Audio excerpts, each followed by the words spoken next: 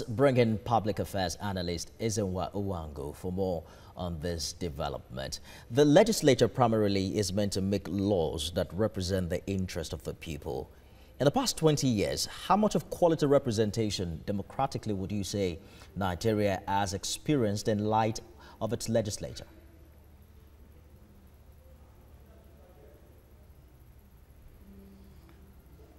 Well, I think it's okay to simply say that we've seen some progress in terms of the fact that the legislature has three principal functions that it plays. That of the making law for the good law for the country, representation and oversight. We have seen some sunshine laws that have been put in place. For instance, the Freedom of Information Act that's been passed, the Fiscal Responsibility Bill has been passed, law has been passed, the Public Procurement Law has been passed.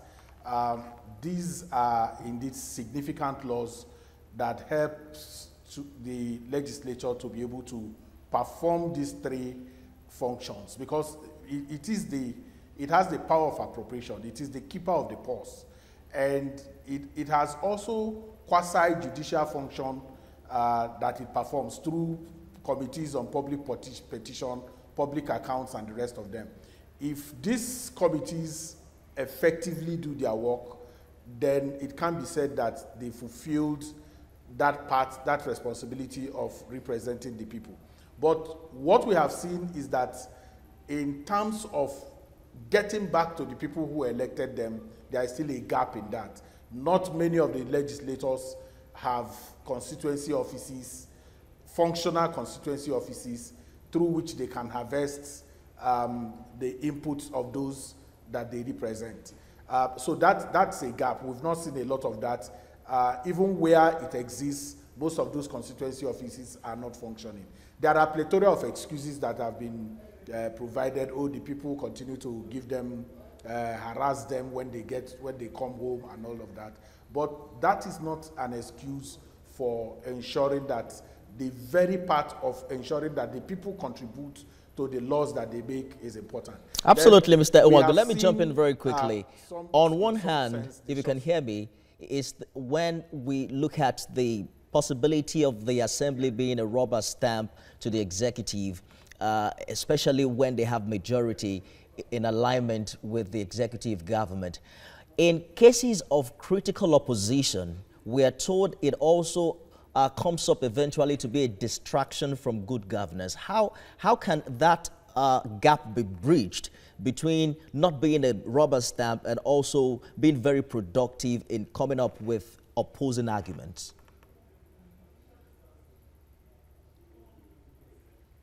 Well, let's be clear about it. Separation of power does not mean antagonism. There is still a place for cooperation. And that is why you have the different committees that the legislature sets up. Committee on Health, Committee on Finance, Committee. All of these committees are supposed to be clearing houses. They are supposed to be places where they interact with the executive in a manner that is principled, that upholds the integrity of the legislature, and at the same time ensures that good governance happens. So the conception, the feeling that the legislature is supposed to be in antagonistic relationship with the executive is not correct. We need to encourage the fact that they need to cooperate, but on a principled basis to ensure that the majority of the citizens benefit from good governance, benefit from good laws, benefit from proper oversight, and benefit from ensuring that they represent the people cooperation is what is necessary, because at the end of the day, whether it is a majority or a minority, everyone is working to ensure that the majority of the people who put you in power benefit from governance. And at the end of the day, they say majority have their way and minority only have to go with their say. Public Affairs Analyst Ezenwa Nwagwu, thank you for talking to us tonight. In the